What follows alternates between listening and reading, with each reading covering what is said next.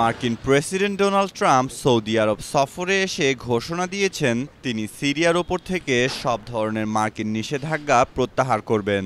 এই ঘোষণার পর তিনি বুধবার সৌদিতে সিরিয়ার অন্তর্বর্তী প্রেসিডেন্ট আহমেদ আল শারার সঙ্গে সাক্ষাৎ করতে যাচ্ছেন। ট্রাম্প জানান সৌদি ক্রাউন প্রিন্স মোহাম্মদ বিন সালমান ও তুর্কি প্রেসিডেন্ট এরদোয়ানের অনুরোধেই তিনি এই সিদ্ধান্ত নিয়েছেন।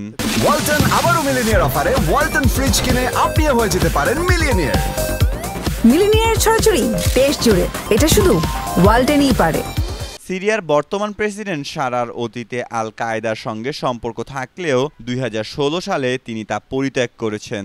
সৌদি সফরে প্রথম দিন ট্রাম্প অংশ নেন এক জাঁকজমকপূর্ণ বিনিয়োগ সম্মেলনে, যেখানে সৌদি সরকার $৬০০ বিলিয়ন বিনিয়োগ এবং $১৪২ বিলিয়ন মার্কিন অস্ত্র চুক্তি ঘোষণা করে। এরপর তিনি কাতারে যাচ্ছেন, যেখানে কাতার এয়ারওয়েজ বোয়িং এর কাছ থেকে প্রায় ১০০টি বিমান কেনার চুক্তি ঘোষণা করতে পারে। কাতার সফরে ট্রাম্পের জন্য একটি বিলাসবহুল বোয়িং 747 বিমান উপহার দেওয়ার কথাও রয়েছে, যা তার প্রেসিডেন্সিয়াল লাইব্রেরিতে প্রদর্শনের জন্য ব্যবহৃত হবে। এই বিষয়টি নিয়ে যুক্তরাষ্ট্রে বিতর্ক সৃষ্টি হয়েছে।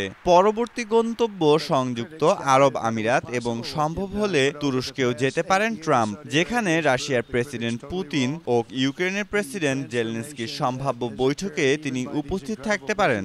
এই সফরে সৌদি ক্রাউন প্রিন্সকে অসাধারণ মানুষ বলে প্রশংসা করেন ট্রাম্প।